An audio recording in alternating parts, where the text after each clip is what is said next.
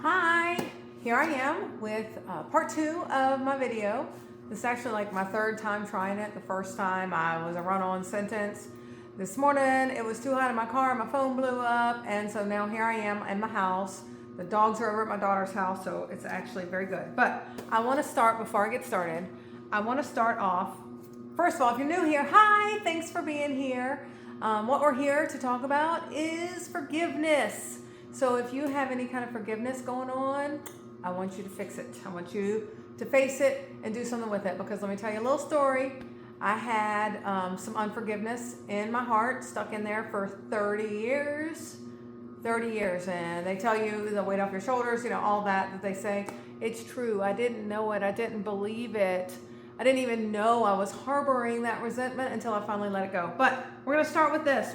I'm reading this book by Rob Bell called The Velvet Elvis. My oldest daughter, her best friend, loaned it to me, so that's pretty cool. So I'm going to read you the excerpt out of it that was pretty profound, and it made me stop and read it a few times. So Rob Bell says in the book of Elvis, the book Velvet Elvis, just showed you. The word forgive in the Greek language actually means to send away. People hurt us and harm us, and we end up carrying around these debts they owe us wherever we go. To forgive is to refuse to carry those debts anymore. I'm going to repeat that for those in the back, and I'm repeating this because, again, it's just so important. It's just so important. I want you to know that. The word forgive in the Greek language actually means to send away, to push away. People hurt us and harm us, and then we carry around the debts that they owe us, that we think they owe us, wherever we go. To forgive is to put that down. Refuse to carry their debts anymore. They're out living their best life, and here you're still hurting from what they've done to us. So anyway, back to video 2. So I left off with my daughter, Amanda Nicole Smalley. She died in a car accident. She would have been 1 year old on February 26th, and it was February 8th. It was a little snowy morning, just enough snow to make it pretty, not enough to make it a problem on the ground, but just enough snow to make it pretty. We were driving to work. I was driving to work. I was driving her to the babysitter first, and then I was off to work. And with the snowflakes coming at you, I felt like I was in the Star Wars movie. You know how the stars come at you when they're moving, and so it was just a beautiful morning until the police officer that hit me pulled out, ran a stop sign, and T-boned me, and it pushed my car into a concrete barrier that held an electrical power line. So I'm going to start with that little thing. So my county, it's a strong county. It's a large county. It has a strong police force. So one of my friends, my mama's best friend actually back in the day, she opened an antique store. And in the parking lot of her antique store, there was an electrical, power line. And in the parking lot of the antique store, they made her put guardrails around for safety in a parking lot. But not 10 feet off of this road, on Centralia and Chester Road where I was traveling, there was one of those big electrical power lines with no guardrail. So that guardrail alone could have saved her life, because if I'd have hit that and slid instead of the car wrapping around, the accident, because it was a side-to-side impact, the car seat held her body still, but back then they didn't have all that big head stuff in our car seats, and so the car seat held her body, but her head was able to move, and it broke her neck on impact because he hit me from one side and then it pushed me into the other side. And so that is how she died, was from a broken neck. So for all intents and purposes, she looked perfect. She had a few little cuts on her face from where the glass imploded, and some of that hit her. So she had a couple little cuts, but besides that, she looked perfect. She looked like nothing was wrong with her. So I did make some notes this time because, like this morning, like I said, the other day, I was a run-on sentence. And so it started that morning. So there was a lady that was shopping at the little 7-Eleven beside where the accident occurred, and she ran over to me, and she had her head in the window and was talking to me and praying with me and wouldn't let me move, kept telling me the paramedics have to check me out. I wasn't allowed to move, like, don't move. She was really protecting me from seeing Amanda in the back seat. She was protecting me from what was going on, and I didn't know at the time. I just trusted, when she said, let's pray, I just prayed. I trusted her. So when the paramedics took me off, there was a little picture of her that I had in my visor. I grabbed it and went off. Of course, the dogs are not here, but the cat is going to make all the noise. So just ignore that. Just a little sweet kitty cat. I have 5 cats. They're indoor and outdoor. Of course, now he's going to want to be out while I'm sitting here. But so anyway, the accident specialist showed up to the scene of the accident. And while he was there, I guess the call went out that the person who hit me, again, when I woke up from being knocked unconscious, I remember a Levi's. That's all I remember, a Levi's pocket over my left shoulder. And then Vicky, I think her name was Vicky, she forced me come to the front, let's pray, don't move, we gotta get checked out, all the things. And so until I heard the paramedics say, we've got an infant that's not breathing, then I freaked out and tried to go nuts and, get to her. And again, everybody, well, not everybody, Vicky, and there was another gentleman that was there that owned a little antique store on the corner, and he had brought blankets over to warm me. I didn't want blankets because I didn't know at the time. I was in shock. It was snowing and I was not cold, but that's what happens. So when my mother got there, Vicky went off and called my mom. When my mother got there, she said that we're going to call the man who hit me, we're going to call him Mr. Apple. And we're going to call the man that I hated for the last 30 years, Mr. Fisherman. So when my mom got there, she said that Mr. Apple was sitting in his conversion van and that there were about 8 police officers surrounding him, talking to him. He was sitting in the car, talking to him, the whole bit. And then she got to me and I had 2 civilians. I had Miss Vicky and I had the gentleman from the antique store. Those are the 2 people that were with me, keeping me together and keeping me calm. And so by the time she got there, paramedics, they had already taken Amanda away in an ambulance. But they didn't convey to whoever was there because there was no one to bat for me yet. And so they didn't tell them where they were taking Amanda. So they got me out of the car and into the next ambulance came. They got me into the ambulance and they started to take me away. And my mom was asking, like, where are you taking her? And they told her, wherever. And she said, well, where is Amanda? She has to go wherever Amanda was. They didn't know. So it could have been we were going to go to do 2 different places. So they had to put the calls in. They took me to the right place. They were never so nice. I had my little picture clutched in my hand. And so they were asking me about Amanda. And I was showing them her picture and what a beautiful little girl she was. Or she is. I didn't know at the time. So she is my pride and joy, my sweet girl, my everything. And I don't know if they knew or not. But they were so kind to me on the way to the hospital. So proceeded to go to the hospital. The police came in. They questioned me. I'm sure it was all normal stuff that they asked me. They want to know how fast I was going. They wanted to ask me questions. And then they asked me about the car seat and about the buckles and what did I buckle and what did I not buckle. And so I told them it, had the little buckle down here and it had the little chest buckle. And so I told them what I had done, put her in the car seat, and they wheeled me down. They finally did all their tests, saw that I was going to be okay, and they put me in a wheelchair and wheeled me down after they told me the devastating news, because they wouldn't tell me any of this. I was in the hospital this whole time, and they just kept evading me and wouldn't tell me, wouldn't let me see my mother, wouldn't let me see anybody, because I know they knew she would give it away if they let her come to see me. And so they kept me secluded. And then after they told me, and my world shifted in that instant, they said that I could go see her before they sent her to Blyle's. They said they knew the cause of death. It was a broken neck, just as I told you earlier, from the side-to-side impact of the car. It was a broken neck. There was nothing that they could do. And in retrospect, I also thank God that they did not ask me to be an organ donor because I think in that moment I wouldn't have been able to do it. I wouldn't have been able to let them cut her. But later on, I would have regretted that I didn't allow her to save other children. So I'm glad that they never even gave me the option, because I don't have to feel guilty about saying no.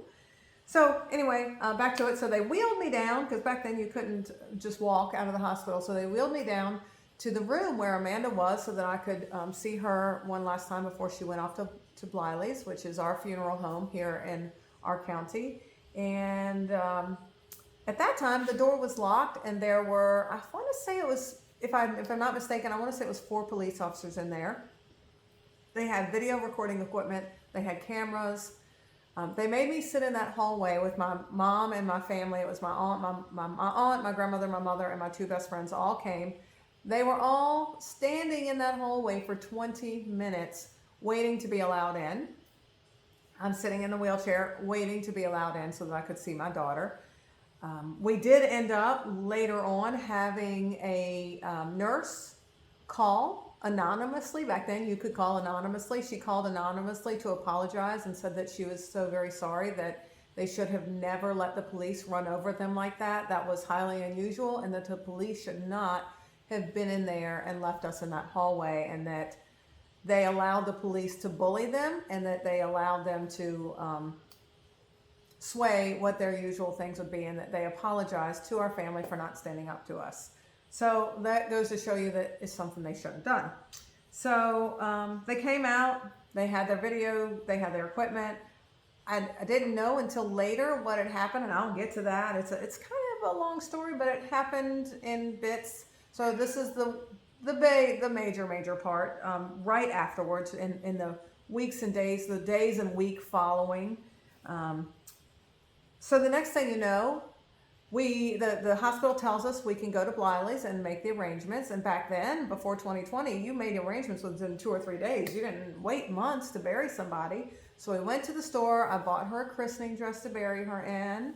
And I was just a haze. Like, I know I did those things. I know that they happened. I know that I remember picking out the dress. But, it's kind of like, I liken grief and right after to walking through jello. Like, breathing is hard, walking is hard. Everything you do just feels like you're drained, and that every movement, it's like you're pushing through jello. It's such a haze. So we bought the dress, and then we went to Blyleys. And because of that haze, I'm so thankful that my mother and that my aunt were strong women who took care of me, who rallied, because I would have been in big trouble if not. They would have walked all over me. So we get to Blyleys, and they said, and we went to set the date, and they said, sorry, we can't even get her body until the end of the week because the police are holding her for an autopsy. So of course, we're enraged because I did not want my little girl cut on, like absolutely not.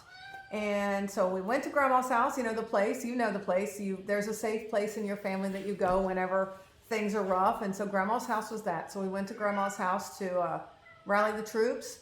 Mom called the police station and asked for Mr. Fisherman, because he was now the one in charge of, he had deemed himself in charge of the accident and in charge of the accident. So she called to talk to him, and they said, oh, well, I'm sorry, he can't talk on the phone. He's got the flu. And so Mom said, thankfully she thought on her feet, she said, you either have him call me back in 5 minutes, or in 35 minutes, me and every newscaster in Chester in the county is going to be at your doorstep asking questions. And so he did call back in 5 minutes, but he was ugly. He was rude. He basically told her that there was going to be an autopsy Monday morning, whether we liked it or not, that he didn't have to have our permission, and that they were doing the autopsy to, listen to me, to determine cause of death and time of death. So what do you think that they're trying to say here? They're trying to determine why she died after the hospital said exactly why she died, and time of death. So are you trying to suggest that I'm riding around with a dead baby in my car waiting to get hit so I can cash in? And at the time, again, it didn't sink into what they were trying to do. I couldn't I couldn't absorb information. I was so done. But then on top of all of that, they couldn't find the car seat. The car seat has gone missing. And so it gets leaked to the press that the baby wasn't in a car seat. So now there's Saturday afternoon newspaper running. This is back when we got in 3 newspapers a day.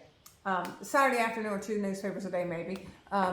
Running articles that there's an investigation of whether Tot was in a car seat. So all this became about whether the Tot was in a car seat because the car seat was missing. And again, Mr. Apple, he took her out of the car seat to give her CPR. When he realized it was fruitless, he laid her back in the back seat. He didn't snap her back into a car seat. He laid her little tiny body back into the back seat of the car, and then the paramedics came and took her away. And so when Fisherman got there, she was not in a car seat because Mr. Apple had not put her back in the car seat. But he proceeded to take the car seat and put it in his own vehicle. Now, I don't know if this is standard practice because I'm not a police officer, but his reason for the car seat going missing was that he said that on the weekends, the evidence locker is locked and he couldn't put it in the evidence locker. So therefore, he put it in his personal vehicle because, I suppose they needed to catch bad guys and he needed the back seat for bad guys, but maybe he was going to put some bad guys in his trunk. I don't know. But he didn't put it in his trunk. He didn't put it in his police car. He put it in his personal vehicle, and all of a sudden, no one knew where it was. It was missing. And so that's when, again, it was leaked to the police or to the newspaper that there was a car seat and this investigation is underway. So now we have this autopsy Monday morning. I am absolutely enraged. No, they can't do this. Like the doctors told me what happened. I don't want them cutting her up. Like I just couldn't stand that. So thankfully, my auntie, she knew a well-known lawyer. And so she called him up. They went to high school together, called her in her favor. And so Sunday morning we were in the lawyer's office. So what you may not know is when you're dealing with police, lawyers don't want to mess with it. Like, it takes a big lawyer with big kahunas to take on the police, especially a strong police presence like we have in my county. So, but this lawyer was ready to take them on for me, but he was ready to stop the autopsy and get things squared away. He wasn't trying to have me sue for everything there was, none of that. It was just making the wrong right as far as Amanda went. So Monday morning, he showed up at the, words are failing me. I lost these words earlier as well. Where they go to do the autopsies. I know someone's going to put it in the chat if you're watching this video. But they had to show up at her office at 9 a.m. And I will forever have a visual image. Thank God I didn't see it in person, but I will forever have a visual image of them putting her little body back in the car seat. Oh, by the way, they did find it. They put pressure on him. Somehow he came up with the car seat. It showed back up. So they put her body back in the car seat and strapped her back in to see that the bruises did match, because again, the bruises were between her thighs. Skipping ahead, years later, I went to talk to an investigator, and he was the one that was on the case that had gotten kicked off and told me he was an accident specialist, and that because she was wearing a coat because it was winter and it was a side-to-side accident, of course she wouldn't have bruises on her chest because it was side-to-side. The harness right here would not have pressed on her chest when she went forward. The bruises were here because she had gotten shifted back and forth in her car seat this way, and so that's why the bruises were in between her thighs, and that's why they were looking for cause of death, because they want to know why the bruising was in between her thighs rather than on her chest. So again, Sergeant Fisherman, he had to have known better. So he was just out fishing. That's what I was actually told by a family friend who knew some higher ups, that they were fishing for something against me to try to make it not Apple's fault.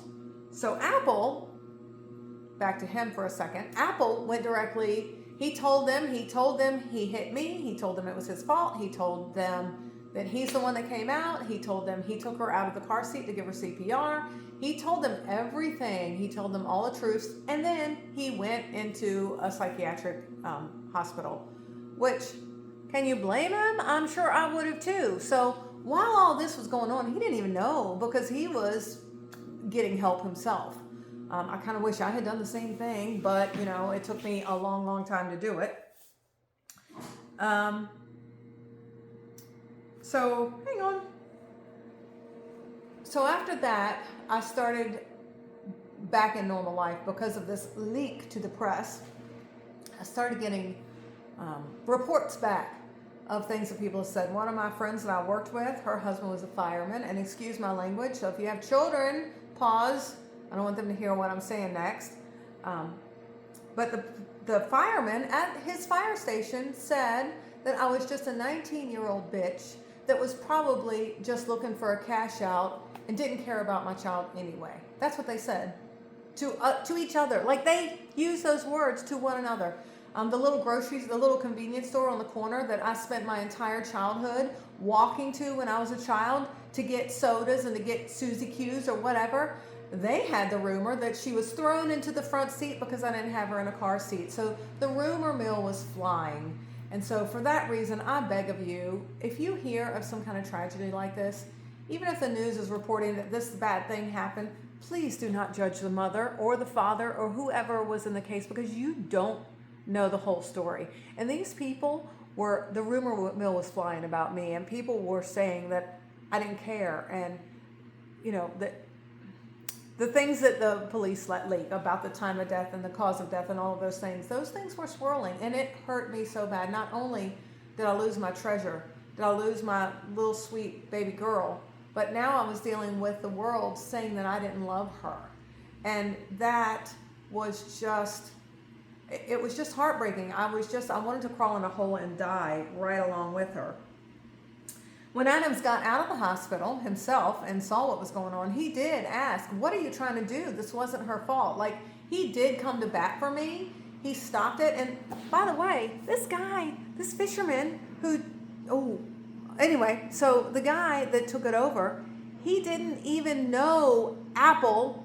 He didn't even know him. He just knew he was a state trooper and he was a county guy. Like, he was just protecting another man in blue or green or whatever their thing is, just because he didn't even know him personally when he did this.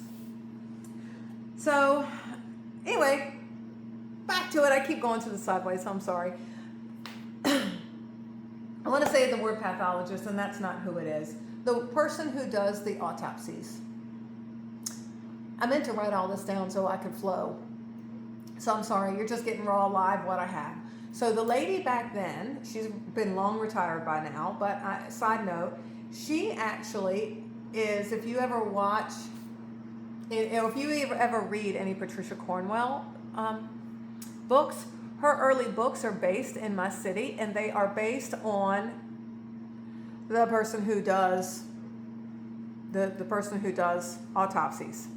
So her cases are based on that lady, and that lady, she put Amanda in the car seat and 1 second told the police, like, of course she was in the car seat. What are you trying to prove here? And so she went to bat for me. She did not allow the police to shake her, to mold her, to try to make her say something that she shouldn't have. Like, she did the thing, and I am eternally grateful to her that she said an autopsy was not necessary. But again, I have that memory. Thankfully, I don't have the real memory, but I have the image in my head of them putting her little body back in that car seat. But thank God for that lady before she retired. And she retired not too long after that. But again, she's the medical examiner. Yay for words! She's the medical examiner that is in Patricia Cornwell's early books. So another thing that they were doing, and again, I can never prove this one. I can't prove this one. But before Amanda died, I mean, for years, there's this little pool hall here in town. They didn't sell alcohol. They were made for teenagers. It's kind of an arcade. They had pool tables. They had arcade games, all of that. And that was a place that we spent a good amount of time. And I think because of going there, Amanda knew so many people. She didn't know a stranger. And so that made her so sweet and so kind to everyone, wherever we went. She didn't know strangers. She talked and gooed and cackled and played with everybody who paid her any attention. If they weren't paying her attention, she would yell at them until she did. And I think it was because I took her out, which, You know, in the beginning, my mom, she thought I shouldn't have her out like that because, you know, that's what moms do, right? They worry. But we weren't drinking. We did smoke back then, but we weren't drinking. We were safe. We just were hanging out with our friends. But not too long after the accident, I went back there just because I couldn't deal with sitting at home. I couldn't deal with sitting in my own self. Like, I couldn't, my brain just couldn't sit there and marinate in its pain anymore. I had to do something to keep myself busy. And with that being said, I spent 30 years keeping myself busy, and it wasn't until I hit about 45 that my body started saying, you cannot run from yourself anymore. You've got to face some stuff and fix some stuff, because I stayed just so busy. I have 2 businesses. I was a pampered chef person on the side along with my 2 businesses. I just had to keep myself so busy that I wouldn't face my demons. So anyway, I was at the pool hall with my friends, and there, lo and behold, were these 2 gentlemen who were a good bit older than us. They were not in our age group. They were in polos and khakis. Not at all what the rest of us wear. I am really thirsty. I'm going to pause this and get a little something to drink. I'm back. Snap of a finger, huh? So anyway, so these 2 fellows were there, and they were miraculously wherever I was. They were playing the pinball machine over here if I was playing Big Dog. If I was playing pool over here, they were over here. Well, I couldn't stay long because even though I couldn't sit by myself at the house, even though Mom was there, I couldn't sit there anymore. I also couldn't be out. I couldn't be anywhere. I couldn't be anywhere. So I didn't stay long, but the time that I was there that day, there was someone following me and watching me. And again, I'll never be able to prove it, but I know that those police had sent someone to go to the places I went so that they could try to catch me doing something, so that they could say that I had been a bad parent and that it was somehow my fault. I know it. Again, I'll never be able to prove it. And all the people around me knew it too. Like my friends that were there with me, they saw that these people should not have been there and who they were. Like, what are they doing and why are they always kind of around you? So it's not like the movies where they're all, undercover and they blew their cover to a bunch of 18-year-olds. Well, I was 19 when she died, so it was a bunch of 19-year-olds. Let's see. I'm just going through my quick notes. So Mom and I had meetings with both our county that we're in and the state. The county did say, of course, Mom wanted to record it. And back then you had this little tape recorder. It was awful because she had it in her purse. And it stopped while we were in the meeting and it clicked and you could hear it everywhere. So they knew she had this recording going. But anyway, the closest they would come, we wanted a public apology. We wanted the news to print that she was in the car seat. We wanted pretty much my name cleared. And all they would admit was that maybe the fisherman's judgment was clouded because of it being a police officer that was involved in the accident. But that's all they would say. They would refuse a public apology. He did get demoted, but then just a few years later, they gave him another raise. So he got a big demotion after that. Again, in the newspaper, there was another article, and it was my grandmother. I think it was my mother who wrote it and put my grandmother's name on it, but it was, where people write in instead of it being an actual article, and they were talking about my accident. Because when we went to court, so skip forward, we went to court, and they lowered his, it's the only time I ever saw the man. He was tall, reminded me a little bit of my father in stature. And again, standing there in court with him across from me, or I couldn't hardly breathe. I don't know how I lived through it because I don't even know that I could breathe, but I just quietly sobbed the whole time. And when it came to his sentencing, the man who hit me, they dropped his sentencing from the people, when they were calling in and writing and stuff, the people were calling for when you kill somebody, a manslaughter, involuntary manslaughter. And so he went in with whatever his charge was. and they lowered the charge to failing to yield the right of way, and he had a $50 fine that he had to pay. So a $50 fine. So that did make the news because by the time when I got to the lawyer said I wasn't allowed to talk. I wasn't allowed to say my case because we were still through the court. Until after the court date, I wasn't allowed to speak about it. Of course, the police could say all they wanted to, but I wasn't allowed. So, and then by the time court happened and I was allowed, nobody cared anymore. The gentleman that kept asking me about my side of the story, who wanted to print it, who had some faith, who I thought was an upstanding gentleman, he was taken off of my case too. He was no longer allowed to write about it, and he was put on the morning. They even changed like who he covered. He was no longer allowed to cover any police stuff. So I was never allowed to say this. Right here is the first time I've told my story in a public forum, except for like on my own Facebook on her anniversary of her death day. I get angry. So again, I'm telling you this story because I need you to know what happened, not because I want you to hate them too. Because like I said, 4 years ago, I would have wanted you to hate them as bad as I hated them. I would have been telling this story out of anger and out of hatred. Now I'm telling you this story because I want you to know what happened, because I want you to know that I'm not saying worse hasn't happened to you. Maybe it has. I'm not trying to compare hurts, but I'm telling you, if I was able to forgive through these things that happened, so can you. And so I need you to know the things that happen in order to tell you how much forgiveness had to happen in me. Okay. So meetings, about a week later, by the way, they were clearing out the trees in the intersection. And I want to say it was a month or 2 months. Yeah, it wasn't very long. There was light at that intersection. Within 2 weeks, there was a guardrail, because I could have sued the county for everything. And I kind of wish I would have. Like, looking back now, I kind of wish I would have. So my current children would have been set for colleges. I would have had to work my whole life to do for them. I wish I would have. But in that moment, I just couldn't face it. I couldn't face suing anybody. I couldn't face, people were all the time like, you need to sue, you need to sue, you need to sue. And I just couldn't do it. I didn't have the strength in me to sue anybody. And again, I really do, looking back, I wish I would have sued the county, because if there was a guardrail, she would still be alive. I don't know what I could have done to sue for the misconduct of Mr. Fisherman, but surely there was something I could have done.